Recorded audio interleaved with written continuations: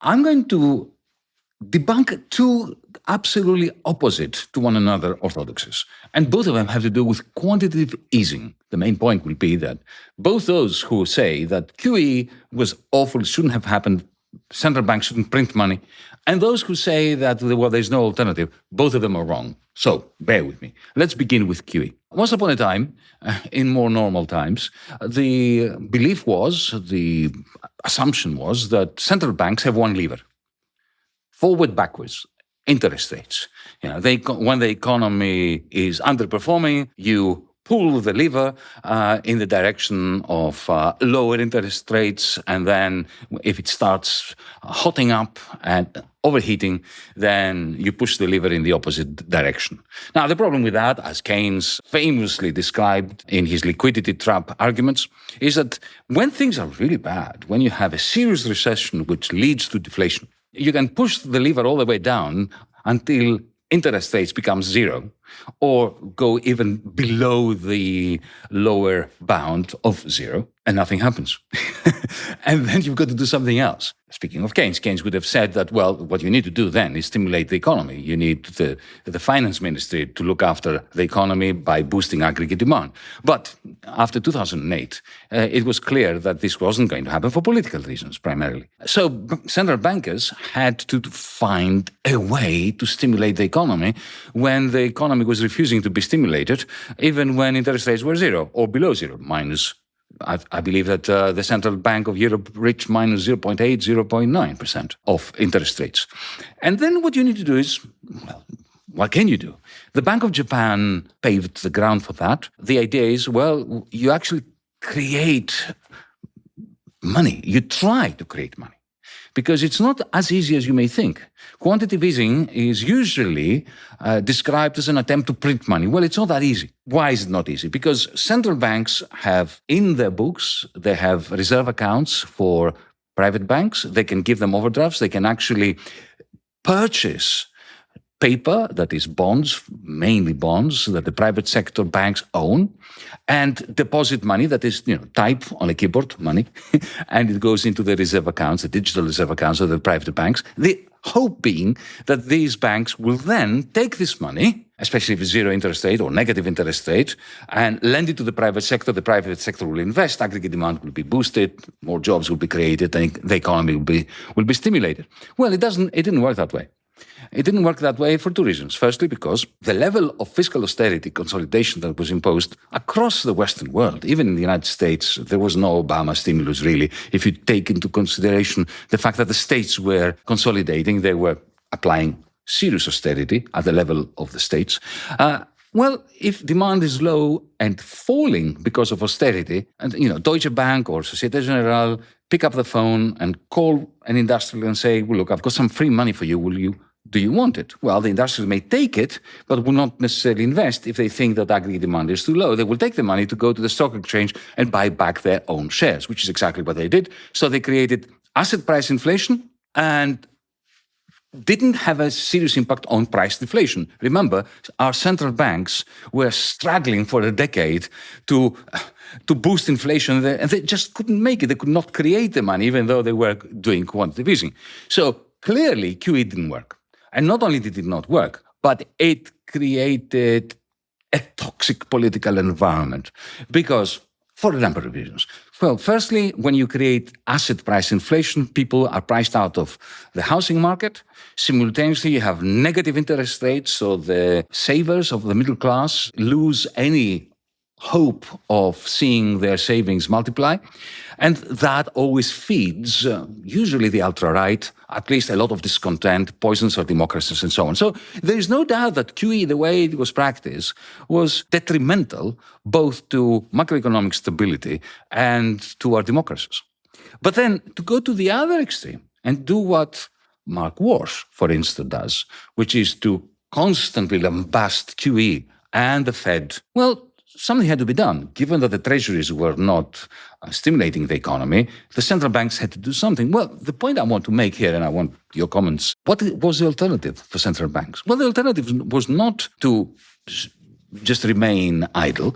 The alternative was to find ways of channeling the liquidity that they were creating in the direction of productive investments. So, for instance, take, Franklin Roosevelt. What his administration was doing a long time ago, but I think quite poignantly, is they were creating a works program which they were financing through something similar to quantitative easing. There are different ways of doing that. For instance, in Europe, and this is what I was advocating, and I don't remember anyone telling me that I was wrong back then, including Mario Draghi, when I was discussing this with him and with Christine Lagarde and the IMF and so on.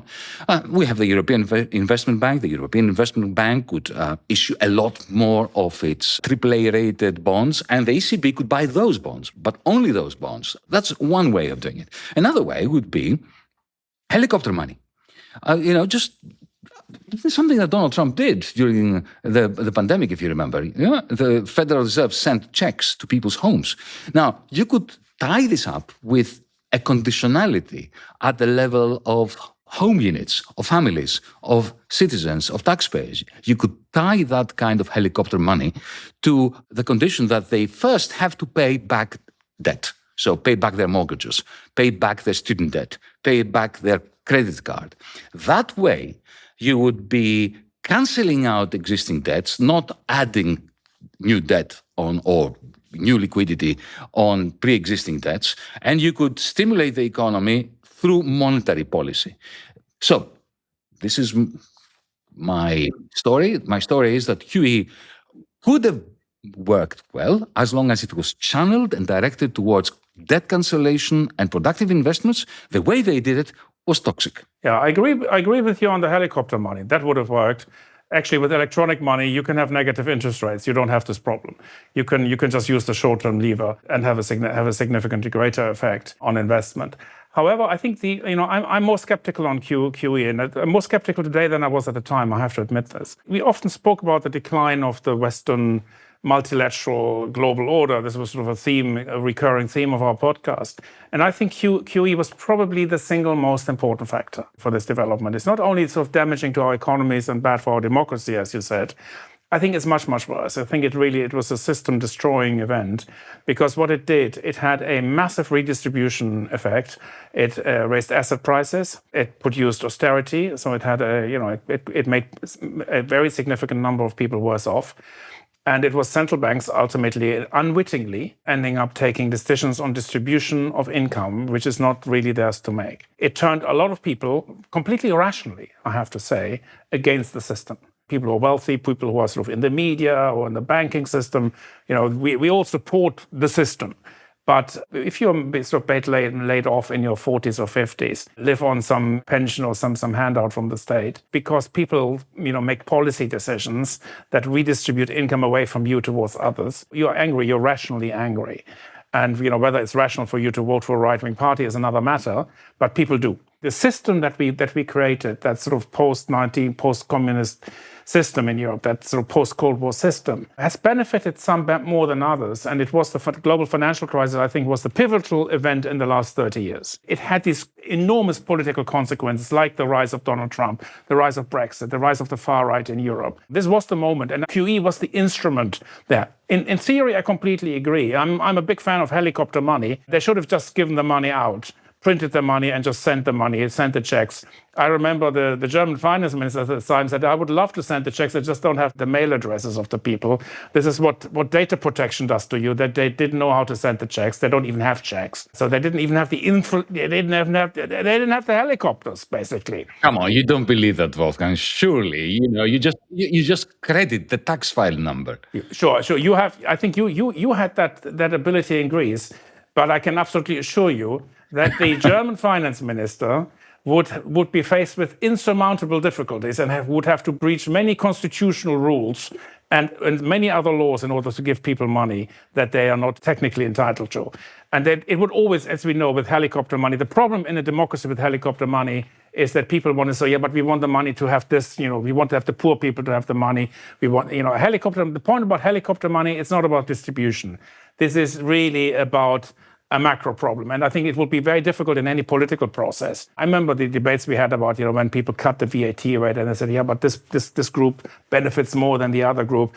When you wanted to do a stimulus or helicopter money, which is the central bank version of that, you don't care about distribution. You really care about the macro effect. But this is difficult for political systems to deliver.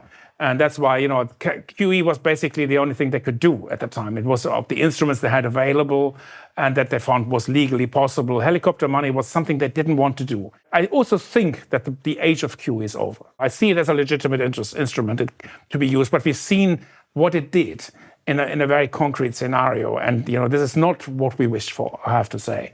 And so I think that central bankers will think twice again before deploying this instrument that caused so much damage, not only to our economies, but also to their own reputation.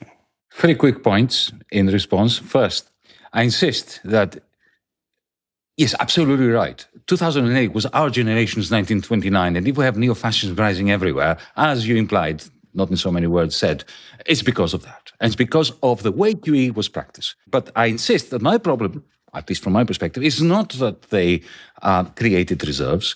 It is how they did it, and that they did it in conjunction with austerity that crushed investment, actual productive investment. So it's not just that the money didn't flow to productive investment. It was that they crushed aggregate demand through fiscal policy that was overly austerian, while at the same time creating socialism for the bankers and socialism for the big business. So it's this combination. If the only lesson we learn is, the central bank should take a more hands-off approach, I don't think that's the right answer. We said something in the previous segment of our discussion, Wolfgang. Actually, you did. You said that, our central bankers are becoming lesser figures. They are not the kind of thinkers and economists and central bankers that, of yesteryear, which is true. And you can see this now in Mark Warsh.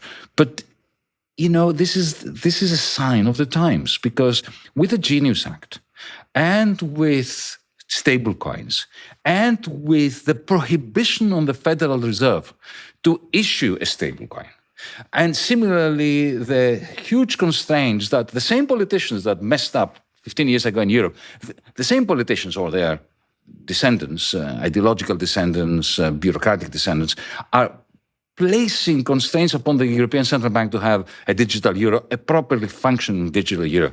We're moving in a direction where effectively money is going to be printed by private companies like Tether. And that will mean that in the end, that the Mark Warshes of the world are not going to matter that much, to our detriment, I believe.